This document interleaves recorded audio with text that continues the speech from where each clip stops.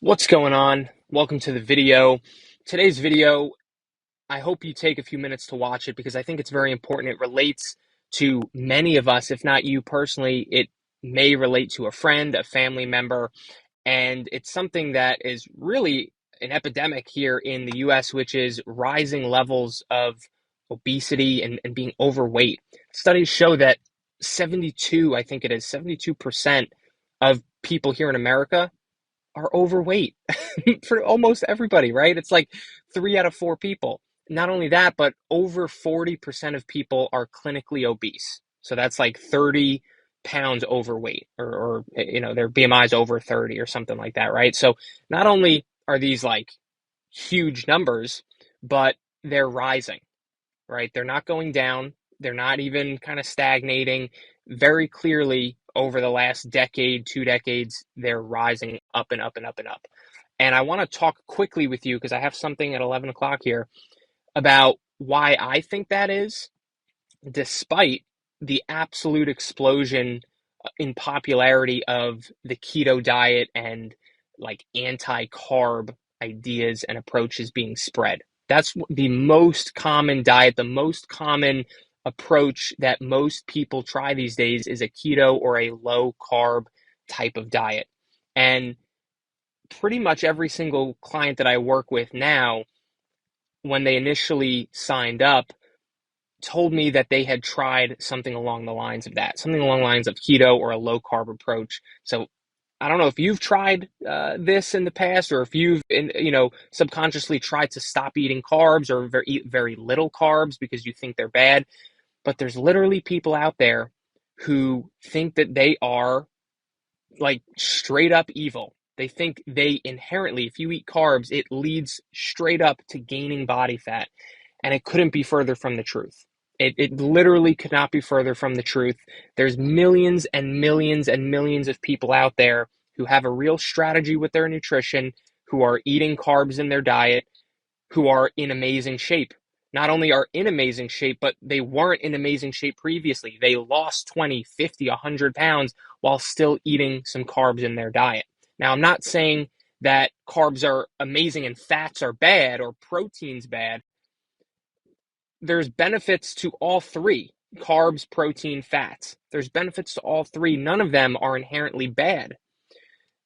And I suppose the question is, if carbs are not leading to people being more overweight, people becoming more obese, then what exactly is? In my opinion, it's a couple of different things. The first thing is that people are consistently overeating. Okay, that's scientifically, factually, what leads to storing body fat and gaining fat is eating more food than you are active, right? Eating more calories in total than you burn off through your life and your lifestyle and your activity. So basically, we're overeating for how active we are, for the type of lifestyles that we live. And we're doing that consistently. We may not be binging, but we're eating more than is comparable to the type of activity and lifestyle that we live. Now, why are we doing that? Now, this is the real issue, right? Why are we, almost all of us, consistently overeating a little bit as the years go on, gaining 2, 3, 5 pounds every year? And it's because we're not taught in schools, we're not taught growing up the nutrition content of the foods that we're eating. We don't learn about nutrition education. We don't educate ourselves. We're not educated by teachers and by school systems about foods. We don't learn how much protein is in some nuts, or how much protein's in an egg, or what the calories are in a cup of rice growing up. Like if I was to ask you about how many carbs, fats, and protein are in a cup of rice, do you have any idea? Maybe some of you do. Maybe some of you are my clients watching this. But a cup of rice, it's like 45 grams of carbs. It's like 0 to 1 gram of fat. And it's like 4 or 5 grams of protein, right? That's not a terrible thing, right? Those aren't terrible numbers. Um, like the reason why I mention this is because if we are aware of what the food we're eating and what the contents are and how much it is, how much calories it is, we can eat a bit more strategically and make better decisions as to what we're eating. Foods like McDonald's, Burger King, Wendy's, Dunkin' Donuts, Starbucks, all these fast food places are making it really convenient and easy and fast to get our hands on some food. So those foods obviously are usually not the most macro friendly or calorie friendly. They're stuffed with plenty of carbs, plenty of fats, minimal protein. They're not going to be beneficial for our physique or health based goals in most cases. Now, of course, there's one or two things at no matter what place you go to that you could find something that's decently macro friendly. Maybe it's something that has a little bit more protein, a little bit less fats and carbs. But our society is making it really easy and convenient to go with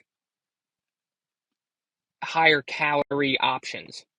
And it's super affordable, super cheap to just buy a burger at McDonald's rather than make your own burger that's a lot more in line with your goals, that has more protein, that isn't racking up both the fats and the carbs if you just make the same meal at home, right? So it takes a little bit more time, it's a little bit more expensive.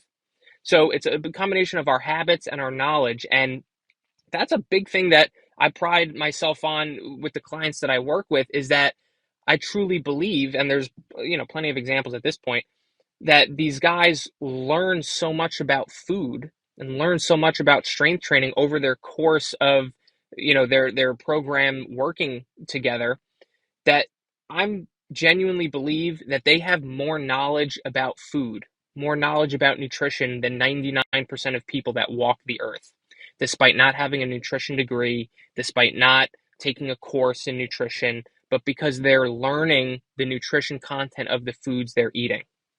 Okay? Most people, if they're trying to lose weight, they grab a handful of nuts thinking this is a healthy snack for someone who's trying to be healthy and lose weight. They don't realize the nuts, there might be 1,000 calories in your hand. There might be 500 calories in your hand, which is the equivalent of a burger from McDonald's, which is literally more calories than a Big Mac from McDonald's. 550 calories is a Big Mac at McDonald's.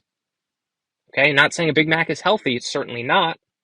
But calorie wise, people are eating things they think are healthy that are just as many calories as a Big Mac from McDonald's.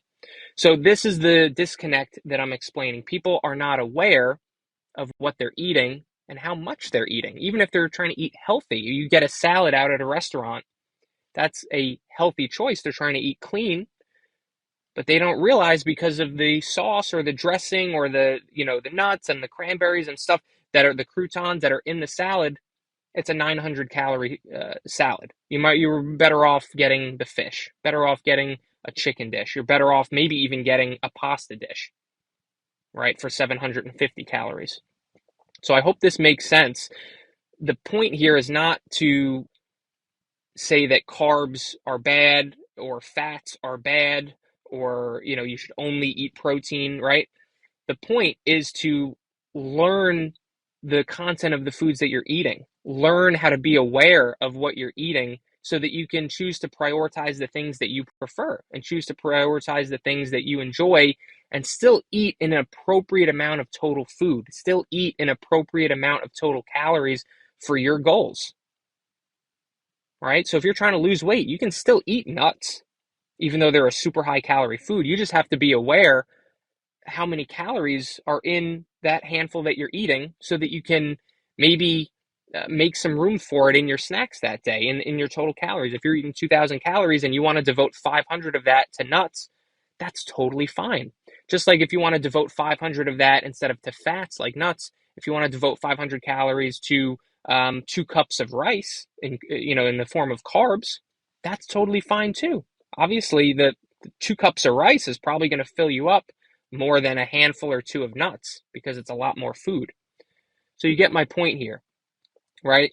Carbs are not inherently bad. In fact, as someone who prioritizes aesthetics and trying to build my best physique that I can build, in regards to my fitness, I prefer to have more moderate to higher amount of carbs in my diet, and I go lower to moderate amounts of fat, because carbs are going to be more beneficial to my training, more beneficial to muscle recovery, more beneficial to my performance in the gym than fats are going to be. So if you have goals of building a better physique, of building better body composition, of looking impressive and really focusing on the aesthetics side of fitness like me and like many of my clients, you are going to want to make sure that you're not totally eliminating carbs. Okay. So if this resonates with you, you can let me know down below in the comments. Let me know what you think. If all this makes sense. uh, you know, at some point, we want to get the obesity rate, the overweight rate here in America to start trending in the other direction, right? It's not going to be done through more anti-carb propaganda and ideas. It's not going to be done by having more gyms, right? Like the last 5 years, I've been talking about how there's more gyms than ever before, but people are still getting bigger, still gaining weight, still getting heavier. People don't need more gyms. They don't need more equipment. They don't need less carbs. They need to just be aware of what they're eating. They need to know the nutrition content of the foods that they're eating. And of course, they need to live an active lifestyle.